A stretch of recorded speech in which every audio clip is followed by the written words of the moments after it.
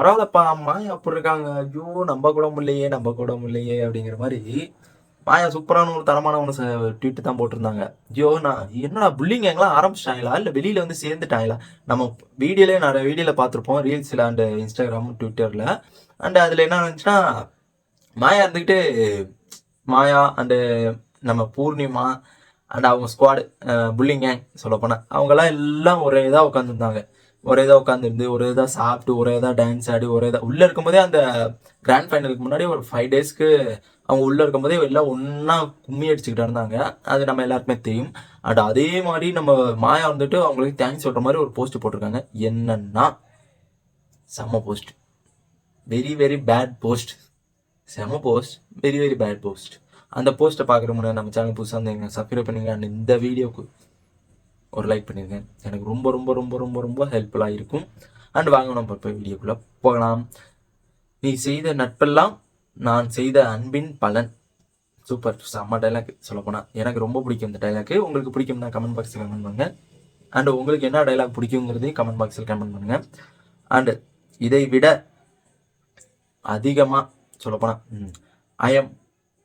I am here because of your love and your generosity அப்படின்னு போட்டிருக்காங்க. சொல்லப்போனால் அவங்க லவ், அவங்க வந்துட்டு அன்பு காமிச்சது எல்லாமே ரொம்ப ஒரு தேங்க்ஸு அண்ட் பிகாஸ் ரொம்ப லவ் அப்படிங்கிற மாதிரி எல்லாத்துமேலேயும் லவ் அப்படிங்கிற மாதிரி சொல்லியிருக்காங்க.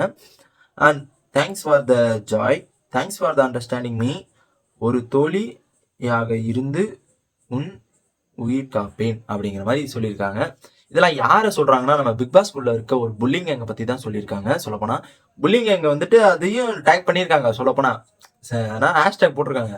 ஐயோ, நான் அதை பார்த்தோன்னு ரொம்ப காமெடி ஆயிடுச்சு. என்னடா உள்ளதான் அப்படி இருந்தீங்களே, வெளியாச்சும் கொஞ்சம் மாறுவாயின்னு பார்த்தா வெளியேயும் அப்படிதான் இருக்காங்க. சொல்லப்போனா தாங்கவே முடியல.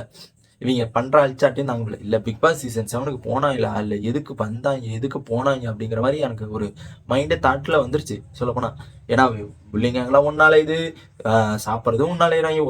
ஒரு ஃபங்க்ஷன் வச்சாலே நீங்க ஒரு புல்லிங் கேங் மட்டும் தனியாலே எதுக்கு இல்லை எதுக்குங்க? அதுல வந்துட்டு நம்ம ஹேஷ்டேக் போட்டிருக்காங்க பாருங்க. Hashtag Poornima, hashtag Jovika, hashtag Vikram, hashtag Akshaya, hashtag நம்ம தலைவன் காஜி தலை, நெக்ஸ்ட் ஹேஷ்டாக் விஜய், சொம்பு தோக்கி விஜய், விசித்ரா நாடக நடிகை அண்ட் பேரழகின்ட்டு ஒரு ஆள் அலைவாங்க. அவங்க யாருன்னு உங்களுக்கு எல்லாருக்குமே தெரியும் நான் நினைக்கிறேன். அண்ட் நான் சொல்றேன், அனன்யா, அவங்க எல்லாத்தையுமே ஹேஷ்டாக் போட்டிருக்காங்க. இது தேவையில்லாத இது.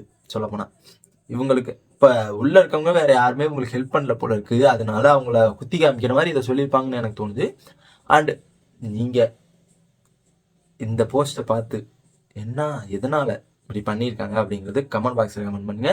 அண்ட் நானும் தெரிஞ்சுக்குவேன், அப்புறம் மற்றவங்களும் தெரிஞ்சுப்பாங்க. அண்ட்